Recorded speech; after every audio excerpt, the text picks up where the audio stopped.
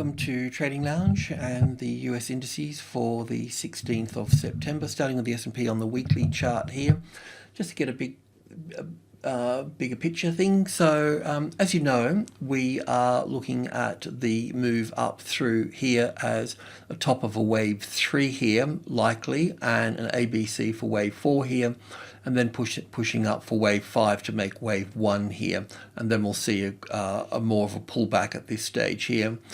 There is a case for having wave 5 here, but that wouldn't line up with a lot of the stocks that we see that are trending higher. But as always, even though we may not have answers for everything, we just need to take one step at a time, one wave at a time. And the current wave structure is in this little space here that's hit on this trend line through here, which is kind of an interesting trend line really, because it takes us way sort of back into a really nice, what one would call a speed line really, or balance line. But anyway, let's skip the fancy talk and go into the daily chart here. And this count here, I kind of like this. It just feels right a little bit. The extension in wave 5 is a little bit iffy, but in a bullish market, you know, with so much money being pumped into it, we're seeing the range in each trend increase in its own way. We've got other counts, but today we'll just stay with this, and because our focus really is all about this little area here. So there's two things that can occur here. We could either do this here as an A and a B and a C wave here, or we could just go straight up from that point. Could we just go straight down from this point? I don't think so, because most of these moves down through here in stocks appears to be some type of corrective pattern.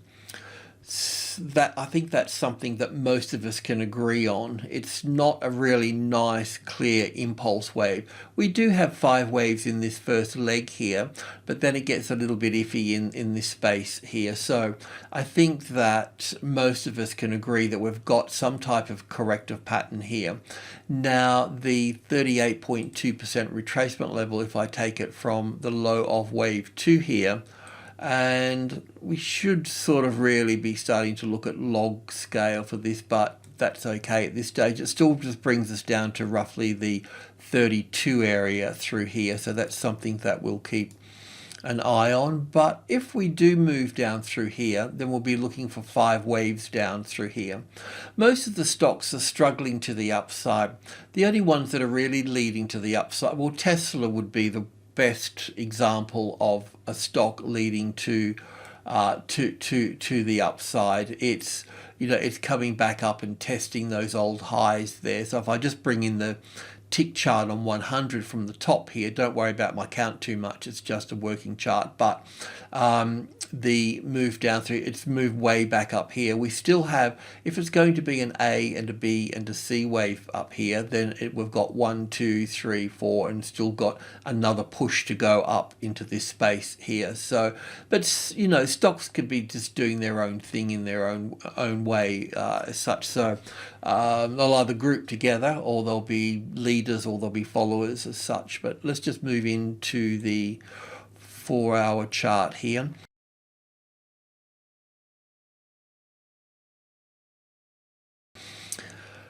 So it's looking a bit like this really. I know that we can look at this structure differently here. There's so many different counts, and it's nice to see everybody having a crack at it actually. The wave A could go here, for instance, or you could count this as a WXY, or all sorts of things. I always like to keep things in the video as simple as possible. I just like to be able to count to 5 and go an ABC pattern. So the situation here is that this is the top, this is the low, right? We can see that many folks are struggling counting this. Well, I am anyway. That's the crutch of it, I guess. That's the low. So if we take that as the low and look at this as an A wave, a B wave, and a C wave here, at least a 3-wave correction, and this is our little box here, our 50-60%, it doesn't really need to get to there, or it could even shoot past it and go to the 35. We don't know that just yet, but one step at a time. Well, the next step would be getting support on the 34 here. And I like to look at things in terms of at price points, at levels, and 34 is the old high. It's also a Fibonacci number when you go 1, 2, 3, 5, 8, 13, 21, 34, 55, 89, 144. 144 is pretty much a full cycle if you're sort of working with GAN as well, so 12, 12 sort of thing. So if this is the 34 cross here anyway, the arrival, the reaction, the first high above the level and a correction and then sitting over there, that's kind of what we're looking at. So we can kind of see that here. We've got the arrival, the reaction, the first high above the level, and we've got a little corrective pattern here. Is this finished? Don't know, but you could go long above that there, or nice support on here. We're already talked about going long at this point here. I'm going to remove this now, and I'll just leave you to follow up on that. But you do need to protect stuff. So we'll find a place for that stop in a moment. So let me just check here for this. So, okay, I'll go to the hourly chart here. So this is what I've sort of, it could be counted like this as well. So, I mean, but don't worry about the count down here. All we're interested in at the moment is looking at this as an A and a B and a C wave up here for this, right? So we can see we're getting support here at the moment. So what we can do is we'll just move that stop. We'll just pop the stop under there. We just want to get it to break even, so we'll just put that under there. I will put this back over here just so we remember that where we talked about, I think it was here. So look, at least we're locked in, right? So should we be trading this up or not? I don't know, but it's not a fantastic situation. So yeah, 34.50 is kind of the number that we're looking for over here, I guess. But there's steps involved here. So from the 34 here, there will be group 1, which is 10, 20, and 30 here. So 30 is going to be really important here. If you're looking for a target, then that would be a nice target to look at. Support on top of the 30 with a little classic trading levels pattern would send us higher at this point. Because this can be counted correctively down here, then it is possible that we could move, make new highs from that point. And we could look at this as wave 1 and wave 2 here and moving up, and I've got that on the tick chart, but yeah, anyway, that's there. Also, while we're here, I just want to bring across the NASI here for a moment, and once again, we could count this down differently here, but that's not the issue. I don't have an answer for that. But looking at this here, if we look at this as the A, the B here, it's a nice B wave here, isn't it? So that's cool. And from B to C here, we'd be looking for 5 waves in this structure. So I can just remove some of these now. We don't need that. We've got a nice wave 1 and 2 here. And I haven't pulled this apart on the tick chart, but 1 and 2 here, 1 and 2 and 3 and 4. So it's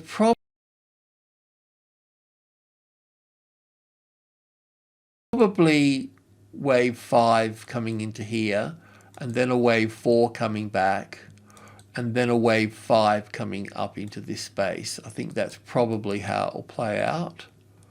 I need to double check that though, so if somebody wants to do that, that's great. So what I was thinking, this is where we sort of left off yesterday when we were speaking about this. So if we get our 5 waves in play here and we get up here somewhere, right, and then the market comes back down, not the first, I mean, this is where you'd want to exit up here as well, basically. So this second high here you want to exit here, and we'll only go long again on this second high here. So it's something that we'll talk about a little bit later on. So this would be because if this was going to be 5 waves up, then we'll have an A and a B and a C wave, and then would need to be long from that point. But otherwise, we'll be heading lower from that point. So if we'll adjust this later, just shooting the breeze here. Let's just take it up to the 61.8%. No, let's take it to the 11,800. That's more realistic.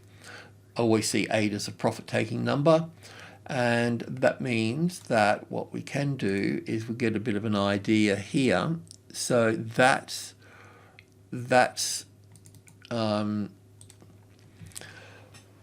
would be the support area there. If this was going to if this was going to continue up from this point, it would go that way. But at the same time, the safe trade, just the safe trade, would come under the 61.8% at that point, and we would be looking to go lower at that stage. That's what we're looking for. What you could also do as well is, I don't normally do this, but as 1 and 2 and 3, and let's just say we get a really nice clear definition for wave 4, and then we also get a really nice, if we're lucky, if the trading gods are smiling, if we get a nice 5-wave structure into this space here, then you could sell into the 5th wave here, or you could wait for the first impulse wave to come down and then back up, and then look to short. I'll just borrow that for a moment and get rid of this here for a moment, because we've got time for that. So anyone that wanted to short could short from this point here. I'll try and get that happening right, but that's where the first short trade. So if you go short at that point, then you can look to add once the 11,500 becomes the retested resistance. But we just need to be careful, that we need evidence that we're moving down in this line here. But anyway, that's that. I mean, some of the other stocks like Apple it's not doing much. We can count 5 waves down through here. We can see this in a lot of stocks. Alibaba's got a nice 5-wave structure down here. It looks like an A and a B wave here.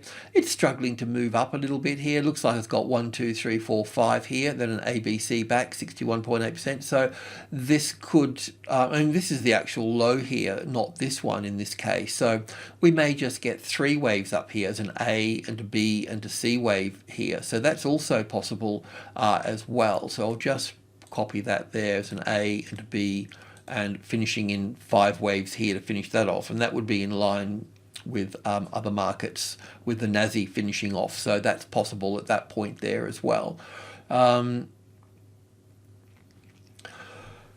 Facebook is just being sluggish on its low, so it's not doing anything. Alphabet is just bouncing a lot. Don't worry about the wave count in my mess here. It's just really, I'm just showing you that it's just bouncing along this level here at this stage. Hasn't really moved up from this point just yet. So it may be doing something different at that point. Amazon's hasn't really moved much from yesterday as well. It's looking pretty sad here for this.